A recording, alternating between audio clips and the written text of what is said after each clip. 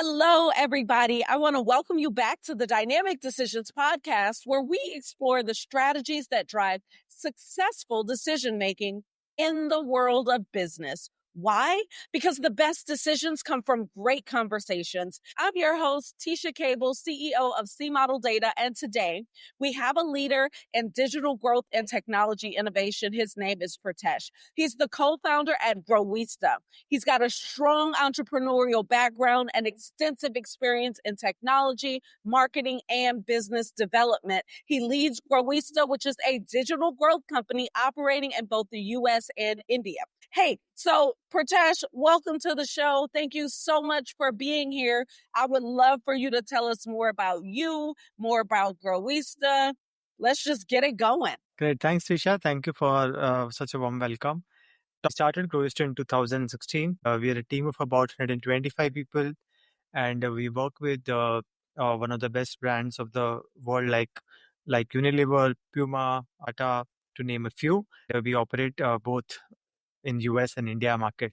So I'm really excited to be here. That's awesome. Thank you so much for that. Okay, let's jump right on in. So here you are operating at the intersection of both technology and marketing in your role. You're serving clients all over the world. What do you believe is the most important element for companies to be successful when they're trying to leverage digital innovation, especially when they also need meaningful business growth? And this is really in consideration of how competitive everything is today.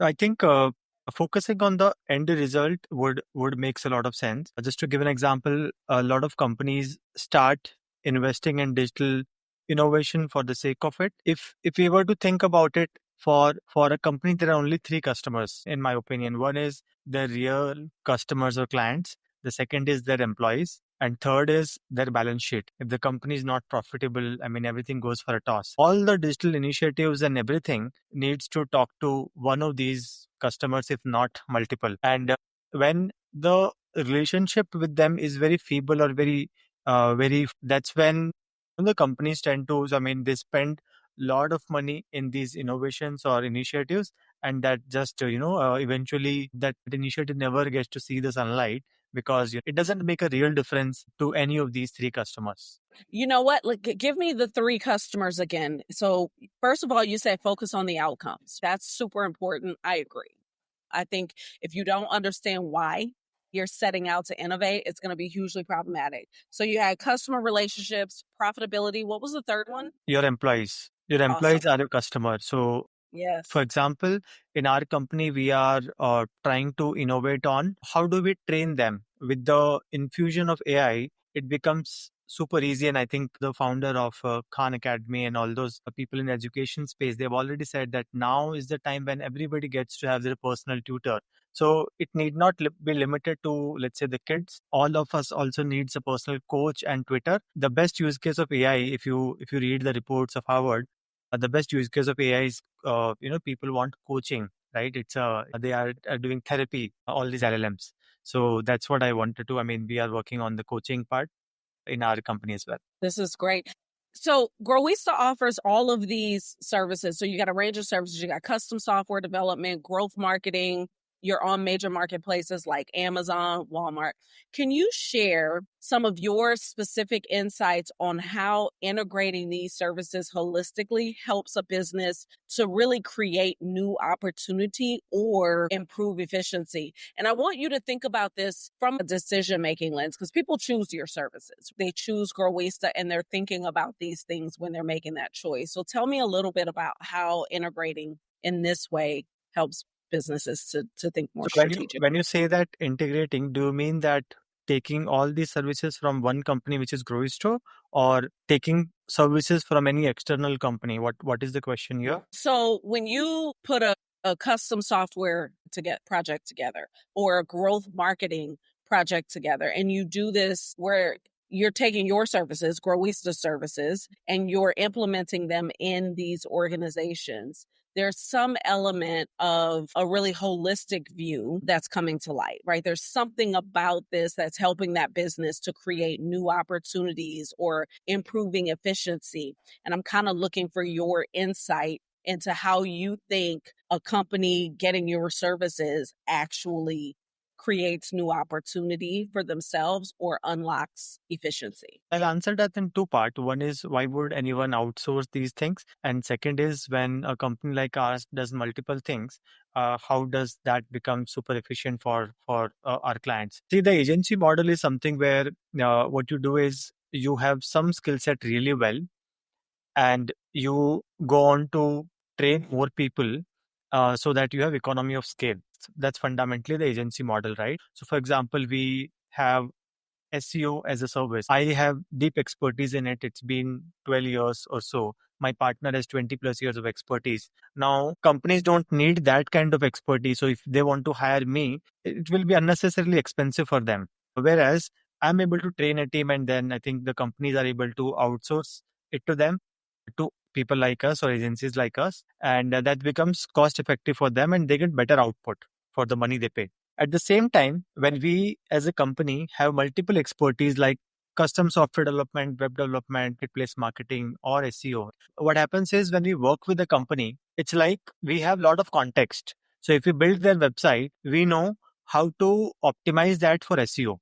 So from day one, we can ensure that happens. We have conversion as an expertise. Typically, one gap in the market is when people work on conversion, they first build a website and then they think about conversion. So a lot of things they have to redo or change. But if you work with a company like us where SEO is the expertise, conversion is expertise, the first product you build is conversion and SEO optimized product. That saves a lot of opportunity costs in terms of time as well as money because we have a lot of context. So that's the benefit.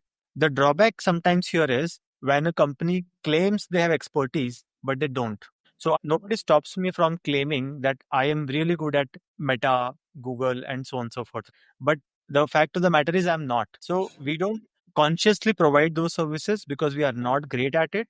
And that's the real catch. So you have to really spot who is expert in what. Oh, okay. Okay. So I really like this place. So we've got expertise as a core thing, being honest and truthful about what your expertise is. So in your case, you can combine the things that you combine. And this is really for our audience and thinking about your own secret sauce. So you can combine a number of things together because you have deep expertise in that area. I love the idea. I build a website. I can then do SEO optimization on that website. All of us need to be thinking about our expertise in this way and how that expertise then layers in to help businesses to solve real problems, as opposed to if you said you can do these other 10 things and then you show up and you can't. Now the customer has a set of new problems. So if you had to lay out your expertise, how would you lay that out? Like specific, other than just, oh, we do websites, the kinds of things that actually, when you dig into your secret sauce, that help the customer to solve true business problems and really move so that your customers meet their outcomes. What would you say that is? Yeah. Like an example might be your company culture is big. This ability to in-house train. You just spoke of this a few moments ago. In-house training of your team might deliver some value to your customers. Maybe there's some other ones. I'm really curious. So for customers, there are four problem statements we are able to solve. One is how do I grow my business on marketplaces, like increasing revenue and increasing market share? How do I increase my organic market share on LLMs and Google? So that's another problem statement we solve. Third is how do I build a conversion optimized website? So my website, assuming the number of visitors constant, how do I ensure that my website is high on conversion? And fourth is how do I ensure that I have the right data to track? So we do a lot of data engineering and visualization. And how can my team visualize the data in the most efficient way so that they can take those decisions that really matters to them? So these are the four problem statements we broadly solve. Yeah, really good. Thinking about the data piece, are there any key performance indicators that you believe are the most telling? And I really want you to dig into your pocket, like find the ones that your team is always, why does he want to know that? What are the ones that just for you are the most telling KPIs? But not everyone would understand it. It's some kind of unique insight. Data about what? I mean, what aspect you're talking about? So let's think about the things that you're going to use in order to create strategies, things that are going to help you to maintain your competitive advantage. I would answer it a bit differently. So the biggest thing that matters to me and that makes a real difference is understanding the context, understanding the why. And it also amuses me that every year I feel that last year I did it a little bit less. So if my sales team is making calls, I really want to spend time on understanding their why and I want to create that with them. If my marketing team is working with the clients, I really want to make sure that I spend time to understand what is their why for the client. And once that is there, I think the team is capable enough to do that. So that's number one. But when it comes to real KPIs, I really focus on what is the success metric we have promised to the client. Now, depending on what service we're talking about, if it's SEO, my metric is what is the organic revenue client is getting. And there are a lot of leading metric like impressions and clicks and so on and so forth. But I really want to focus on the laggard metric, which really makes a difference at the end of the day. On marketplaces, what is the marketplace revenue and profitability we are driving, and what is the marketplace revenue share? On website, what is their page speed and what is their conversion? So these are the metric we always speak about. And yeah, so I think from the delivery point of view, these are the few metrics. But as I mentioned, my framework has always been on focusing on why, the most important thing that's my learning so far. Great. Before we move forward, let me give a little message to my audience. Hey, audience, I want you to think about your organization's digital growth strategies. Are there any integrated technology and marketing decisions that you've made that have been super meaningful and impactful on your business outcomes? We'd love for you to share your experiences with us on LinkedIn and other social media using Dynamic Decisions Podcast. Okay, can we go talk about leadership a little bit? So, you're the co-founder of Growisto. You've got a background that spans startups and corporate roles. You've built a company that thrives on innovation and client success, as we just kind of talked about. So, are there any particular leadership strategies that you bring that really build up how much your team collaborates? And really, of course, you're collaborating to continually build something new. So, I'd love to know what your collaboration specialty is. I think the answer, I think the answer kind of already given. When I work with someone, I always want to understand that they have will and skills. There are two things we always look for. I personally look for what does that person really want to do after 5, 10 years, and how much skill set they have, and that's how I sort of distribute the work. And second is when I'm recruiting people, my mantra is that I really want to work with them. I really want to spend time with them because I really want to come to the office and then enjoy working with these people, right? If I don't want to work with them, I don't hire them.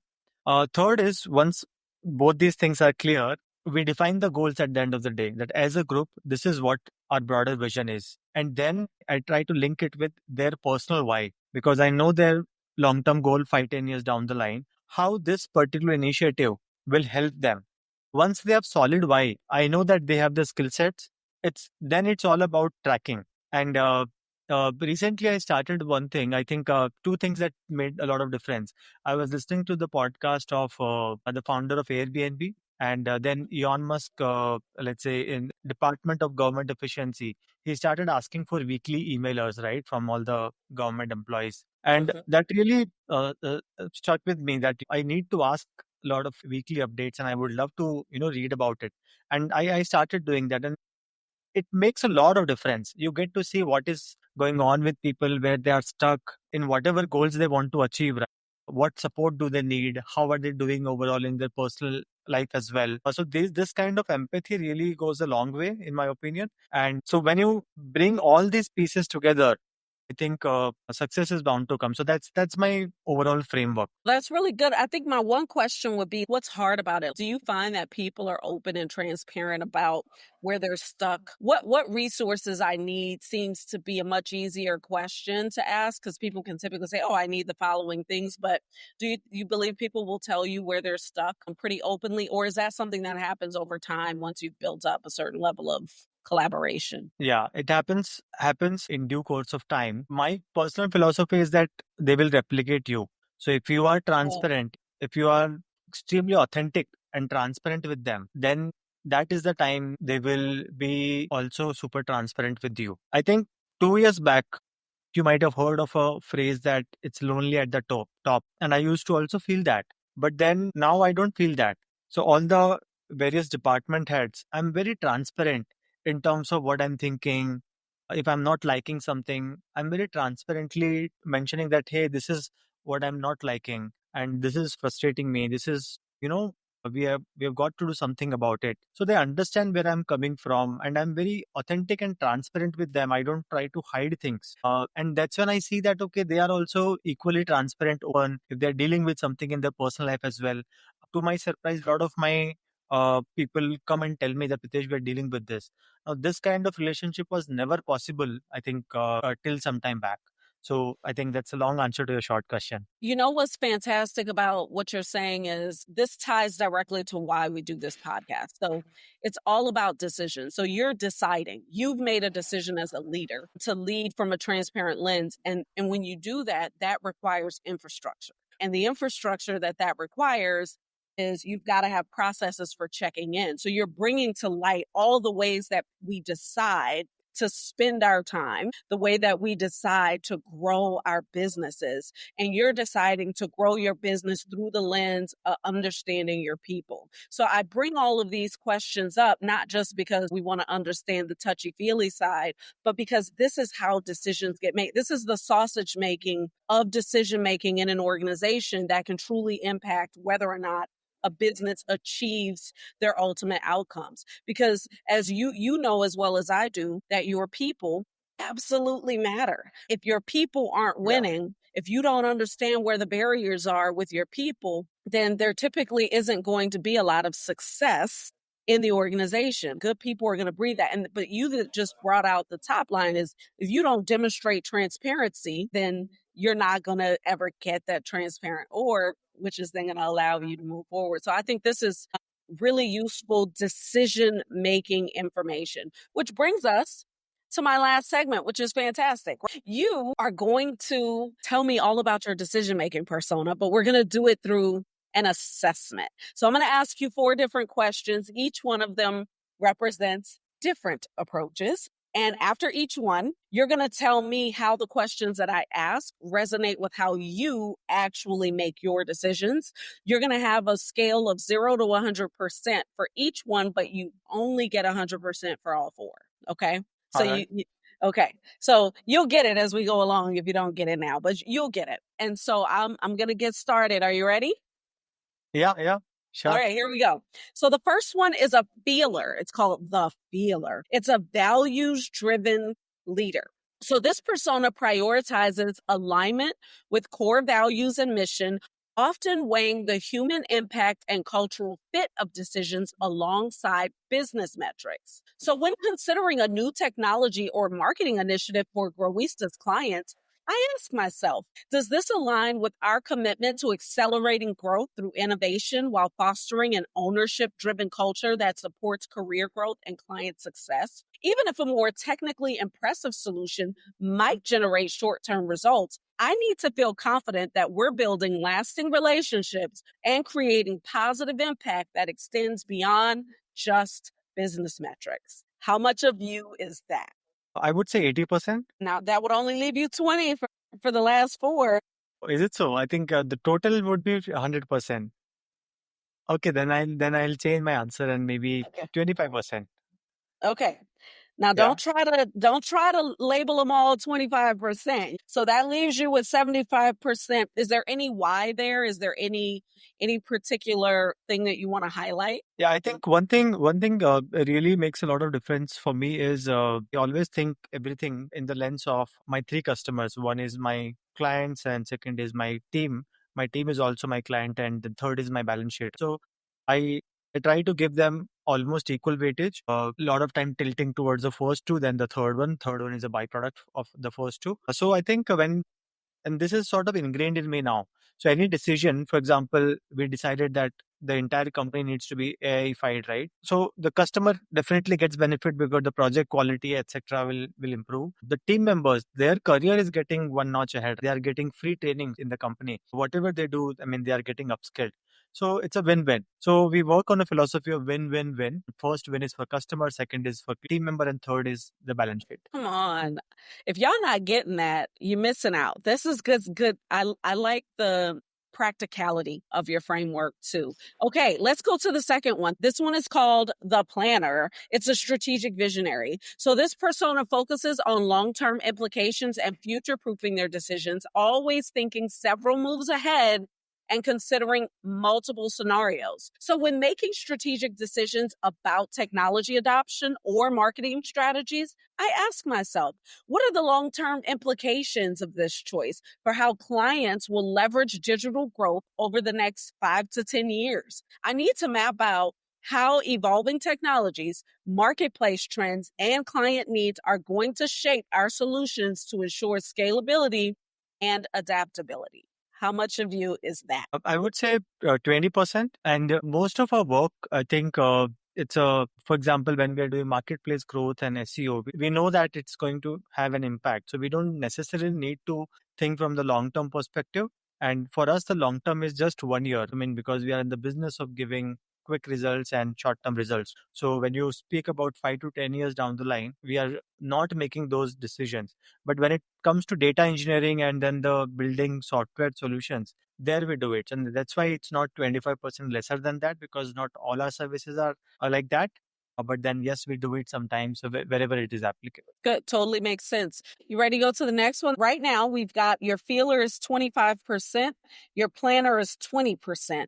So the next one is called the counter. It's the challenger of assumptions. So this persona naturally questions conventional wisdom and looks for contrarian opportunities, often finding success by zigging when others zag. So when evaluating technology or marketing strategies, I ask myself, what assumptions are we making about how digital growth works that might be fundamentally wrong? What are others in the digital growth space doing that we should question? I tend to dig into why certain approaches work and whether there's a more innovative method that leverages our unique position as a cross-border digital growth company to solve problems differently. Yeah, this one is gonna be, I would say, 35%. Because when I do that specifically, there are multiple services, and in order to have an edge in all those services, I lead marketing for Growisto as in B2B marketing. So how do we present ourselves to the client? And if we were to have an edge over others, we constantly need to ask that, okay, why does this matter? Is this really a differentiating factor or not? Is this really a USP? So I'm always sort of head on with my operations team, always challenging them, pushing them that, okay, no, this doesn't make sense. Everybody's doing it. So they give me something fresh, give me something new. And then when they give me something new, then I'm after their life to implement it in reality as well. So I think that's why I gave it a higher percentage. That's awesome. Okay.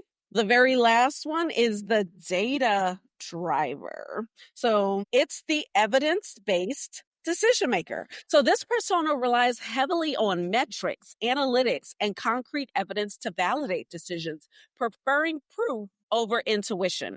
So before making important decisions about technology investments or marketing campaigns, I ask myself, what does our performance data actually tell us about solution effectiveness, client success metrics, and long-term business impact? I want to see concrete analytics on everything from engagement and conversion rates to revenue growth that can validate our strategic instincts about where to focus our efforts for maximum client value. Where do you stand? Yeah, I think it's again gonna be maybe 30%, but I Well, think you that only got 20. process, yeah. So let's go with 20% then. Because my role in the company is also to ensure that we deliver value to each and every client for whatever we have promised. And that ensures that for all the 100 odd projects we have got, my job is to constantly ask my team that, okay, this is what we promised, where are we as compared to that? And constantly challenge. There are lots of ifs and buts, like, hey, client did not do this, and this is the gap. But constantly pushing towards asking for root cause analysis, and then now it has become a work hazard. It impacts my personal life as well. Yeah, that's awesome. Yeah. This is great. So thank you for doing that. That's my fun little exercise. 25% feeler, 20% planner, 35% counselor, and 20% data driver. I hope that was an interesting little Yeah, definitely. categorization for you. Awesome. Okay. So here's our final part here. You have helped organizations across diverse markets to really harness technology. And I hate to say harness because it's such an AI word, but it's a real, they got it from Yeah. humans. You've helped them to harness technology. You've helped them to really accelerate growth using marketing as well. If you could give one piece of advice to leaders who want to leverage digital growth strategies to impact their business, what would that advice be? That's a tough one, actually. So we do a lot of OKR driven things, and as I earlier pointed out, that how are these initiatives linked to your overall customers, the three customers, and why are you doing it? The why is very critical here. Almost all the things I do, why becomes the center of it. Once that is clear, so my one piece of advice is that really spend a lot of time in understanding and defining that why, as well as how does it link with your three customers. That will help you eliminate half of the initiatives you are going to undertake. And once you know your why, you pass it on to several other team members or your outsourcing teams, so that they also get that, and then you will see fabulous results. Does that answer your question, Tisha? 100%. I think it's great advice, Pritesh, for our audience. Know your why. I couldn't have said it better myself.